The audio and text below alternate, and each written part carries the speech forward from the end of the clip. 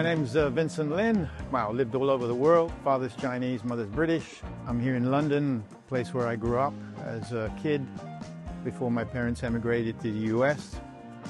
And I'm here at the Hackney Picture House for a restoration of international film by Jackie Chan called Operation Condor, Armour of God 2. I haven't seen the film in a long time. I mean, a couple of decades, I think, even though I attended the showcase of it at Cannes last year. I didn't actually watch the film. I gave a speech, and it was a very surreal feeling because to see nearly 2,000 people decked out on the beach, you know. It's really amazing that the films of the golden age of Hong Kong cinema, which at the time, you know, we were just glad to be doing this stuff.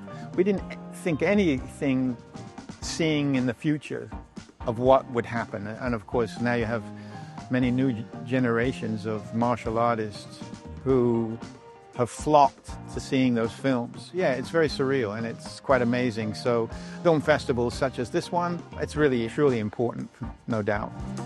One of the things about Jackie's film is that there's always this ending sequence of the outtake, usually where he gets injured, you know, or things just go wrong. But it's always, God bless Jackie Chan, but it's always him being injured, never about anyone else being injured. And of course, I got seriously injured on the climactic ending fight scene where we're being buffeted by the wind, you know, and harnessed by wires. So split the back of my head open when I hit one of the slats.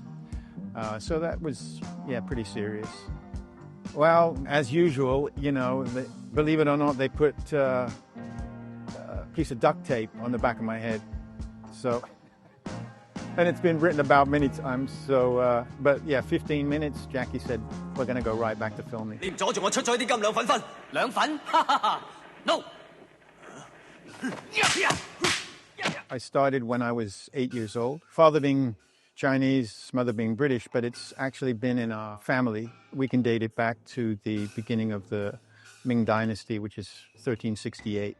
So we actually have our own southern family style of Kung Fu. Actually, the famous Grandmaster Lung Ting wrote a couple of books on the Wanderer style, the Hakka style. Historically and culturally, as most people know, family Kung Fu styles are passed down from, you know, grandfather, father, son, and so forth.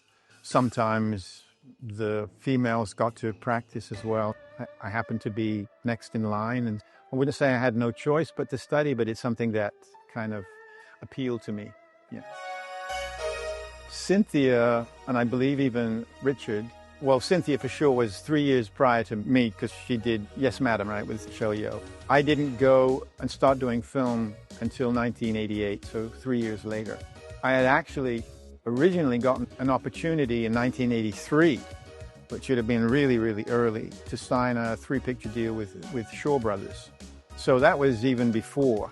Things didn't work out, and 5 years later I got an opportunity to do my first film with Donnie Yen, who was being groomed by, you know, Yuen Wo-ping, with the list of Hong Kong stars at that time. So I was very fortunate to play the lead villain in Tiger Cage. So that's how it began. At the time I had been teaching and I was planning on opening a school in the States. So I thought, wow, you know, I've got the opportunity to do that. At that moment, I wasn't getting paid.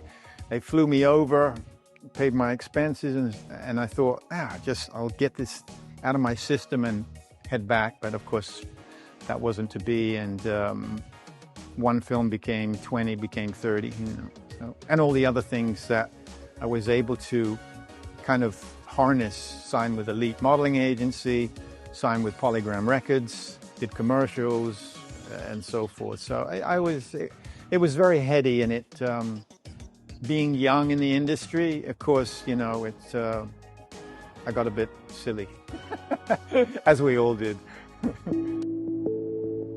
I started a foundation 10 years ago called We Can Save Children, and its main initiative is to rescue, recover children who are caught in conflict countries. I spent, a lot of past 10 years in some of the most dangerous places on earth. Ukraine, we rescued many families and children from. Afghanistan, Iraq, Syria, Lebanon, Palestine, South Sudan, Uganda. So a lot of countries. And of course, as the dynamic of the geopolitical situation in many of these countries has changed, of course, their needs also have changed. So I just came back from Lebanon. I was there a month, working and aiding Palestinian families in some of the refugee camps there. So yeah, it keeps me busy. And with all the other things, of course, I'm heavily involved in music, because I've been doing both that have paralleled my life. Song I produced called War Must End just won the International Music Awards for Best World Song, and it's now been submitted for the 68th Grammys coming up. You know, I keep my hand in many, many things. Keep doing it, keep practicing, you've got to have, I think all fans of this genre just are so passionate about it. And so, yeah, just keep that passion, keep that drive, stay steadfast, stay tenacious, and just keep loving what you're doing.